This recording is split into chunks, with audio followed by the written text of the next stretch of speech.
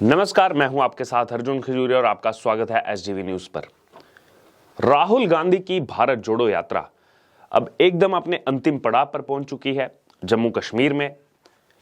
वहीं अब इसी बीच राहुल गांधी का एक बयान सोशल मीडिया पर वायरल हो रहा है, जिसको लेकर के सवाल उठाए जा रहे हैं, ना ही सिर्फ भारतीय जनता पार्टी की तरफ से बल्कि तमाम बाकी जनता की तरफ से भी इसको लेकर के राहुल गांधी और कांग्रेस की नीतियों पर सवाल उठाए जा रहे हैं।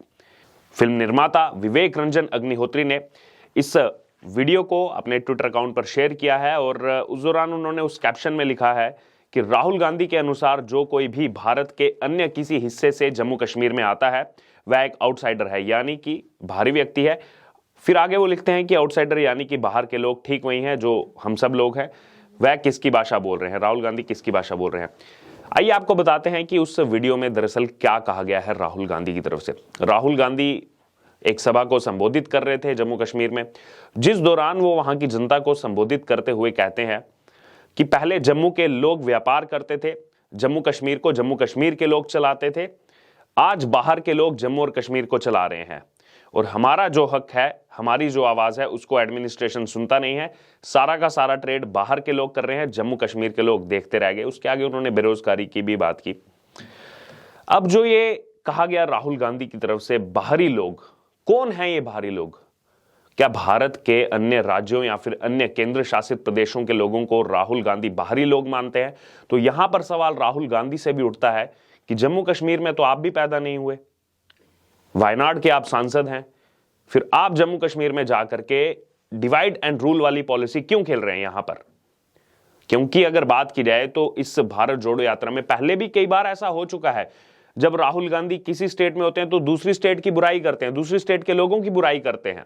गुजरात चुनाव से ठीक पहले जब ये भारत जोड़ो यात्रा महाराष्ट्र में पहुंची हुई थी, उस समय क्या कहा गया था राहुल गांधी की तरफ से कि सब चीजें तो देखिए गुजरात में ले गए नरेंद्र मोदी, बीजेपी सब कुछ गुजरात में ले गई। तो आखिरकार क्या भारत को एक भारत के रूप में यहां पर कांग्रेस पार्टी देखती है या फिर सभी को जो है अलग अलग राज्यों के हिसाब से कांग्रेस पार्टी देखती है और हर राज्य में जाकर के उनके लिए जो है पॉलिसी चेंज हो जाती है? महाराष्ट्र में जाते हैं तो गुजरात के लोग उनके लिए अलग हो जाते हैं, गुजरात में जाते हैं उनके लिए महाराष्ट्र के लोग बाहरी व्यक्ति हो जाते हैं, जम्मू कश्मीर में आते हैं तो उनके लिए बाकी राज्यों के लोग बाहरी व्यक्ति हो जाते हैं।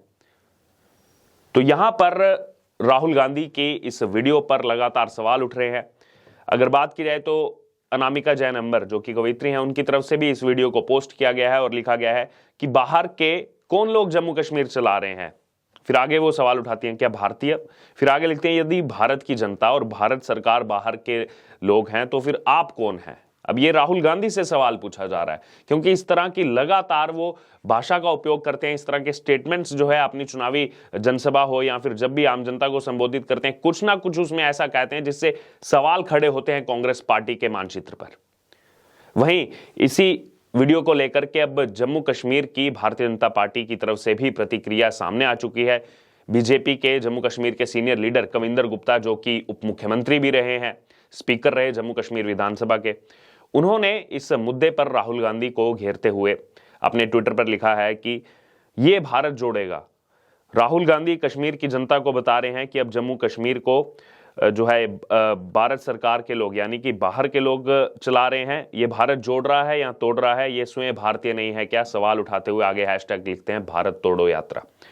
आखिरकार किस प्रकार से इसको भारत जोड़ो यात्रा का नाम दिया जा रहा है? क्योंकि इसमें जितनी भी बातें की जा रही है वो तो लोगों को आपस में तोड़ने की बातें की जा रही हैं, एक दूसरे राज्य के लोगों को आपस में लड़ाने की इसमें बात की जा रही है और ये पहली बार नहीं हुआ, ऐसा पहले कई बार हो चुका है इस भारत जोड़ो यात्रा में।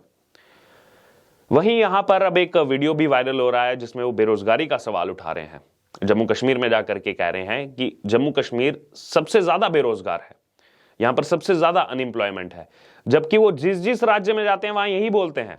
बिहार में जाते हैं तो कहते हैं बिहार जो है सबसे ज्यादा अनएम्प्लॉयमेंट रेट यहां पर है, असम में जाते हैं तो कहते हैं सबसे ज्यादा बेरोजगारी यहां पर है। अब आइए आपको इसका एनालिसिस करके बताते हैं कि आखिरकार ये जो जम्मू कश्मीर के लिए उन्होंने कहा गया कि यहां पर सबसे ज्यादा बेरोजगारी है। दिसंबर 2022 यानी कि पिछले ही महीने CMIE यानी कि centre for monitoring Indian economy ने जो है एक अनएम्प्लॉयमेंट रेट का पूरा डेटा शो किया। पूरा डेटा उसमें निकाला गया, हर एक राज्य में कितना बेरोजगारी दर है वो निकाला गया। दिसंबर 2022 की बात है, जिसमें जम्मू कश्मीर का अनएम्प्लॉयमेंट रेट यानी कि जो बेरोजगारी दर है वो आया 14.8। लेकिन अगर दूसरी तरफ यहां पर देखा जाए अनएम्प्लॉयमेंट रेट जो ये अलग अलग स्टेट्स का आया है, इसमें झारखंड का आया है 18%। झारखंड में किसकी सरकार है? झारखंड में कांग्रेस की, जेएमएम झारखंड मुक्ति मोर्चा के साथ सरकार चल रही है। वहीं दूसरी तरफ अगर बात की जाए तो दिल्ली में आया है 20.8%, जहां पर आम आदमी पार्टी की सरकार है। बिहार, वहां पर आया 19.1%। राजस्थान, जहां पर खुद कांग्रेस की सरकार है, वहां का बेरोजगारी दर क्या है? जम्मू कश्मीर से डबल, 28.5%। लेकिन राजस्थान में वो इसकी बात नहीं करेंगे, बेरोजगारी की बात राजस्थान में नहीं करेंगे, क्योंकि राजस्थान में कांग्रेस की सरकार है। लेकिन जम्मू कश्मीर को न जाने कौन सा उन्होंने जो है डेटा यहां पर देखा है, जिस हिसाब से वो जम्मू कश्मीर में बेरोजगारी दर सबसे ज्यादा बता रहे हैं। बहरहाल, उसके अलावा यहां पर अगर बात की जाए तो ये अनुच्छेद 370 टूटने के बाद इस तरह की बातें जो ये की जा रही हैं कांग्रेस पार्टी की तरफ से, यही वो क्लिप्स हैं जिनको निकाल करके पाकिस्तान जो है वायरल करता है, फिर चला जाता है यूनाइटेड नेशन में। देखिए, भारत के नेता ये बोल रहे हैं कि जम्मू कश्मीर में तो कुछ भी नहीं हुआ अनुच्छेद 370 टूटने के बाद। क्या क्या हुआ जम्मू कश्मीर में अनुच्छेद 370 टूटने के बाद? 890 केंद्रीय कानून लागू किए गए, जो अनुच्छेद 370 रहते वहां कभी लागू ही नहीं हुए। पहले वहां रणबीर पैनल कोड चलता था, पूरे देश में आईपीसी चलता है, वहां रणबीर पैनल कोड चलता था। अनुच्छेद 370 टूटने के बाद वहां पर आईपीसी लागू हुआ। वहां का अलग झंडा था जम्मू कश्मीर का। क्यों अलग झंडा रहेगा? जब हम एक देश के अंदर हैं, तिरंगे के अंदर हम सब रहते हैं, तो जम्मू कश्मीर का अलग झंडा क्यों रहेगा? जम्मू कश्मीर का अलग संविधान क्यों रहेगा? तो क्या यहां पर कांग्रेस पार्टी चाहती है कि दोबारा से वो सत्ता में आए तो जम्मू कश्मीर को अलग से झंडा दिया जाए, जम्मू कश्मीर को अलग से जो है उसका संविधान फिर से बनाया जाए? तो क्या जम्मू कश्मीर को भारत का हिस्सा कांग्रेस पार्टी मानती भी है या नहीं मानती है? ये खुद क्योंकि कांग्रेस पार्टी की तरफ से कहा जा रहा है, बाहरी लोग आकर के यहां पर चला रहे हैं, बाहरी लोग आकर के ट्रेड कर रहे हैं। तो क्या जम्मू कश्मीर के लोग बाहर जाकर जमीन नहीं खरीदते क्या? जम्मू कश्मीर के लोग बाहर आकर के व्यापार नहीं करते क्या? तो जम्मू कश्मीर के लोग अगर बाकी राज्यों में जाकर के व्यापार कर सकते हैं, तो बाहर की जो राज्य हैं, जैसे पंजाब हो गए या फिर जितने भी अन्य राज्य हैं, उनके लोगों को भी पूरा अधिकार है कि वो जम्मू कश्मीर में जाकर के व्यापार कर सकते हैं तो हम सब एक ही भारत माटी के। इसके बावजूद यहां पर देखिए कांग्रेस पार्टी किस हिसाब से आपस में तोड़ने का काम यहां पर कर रही है।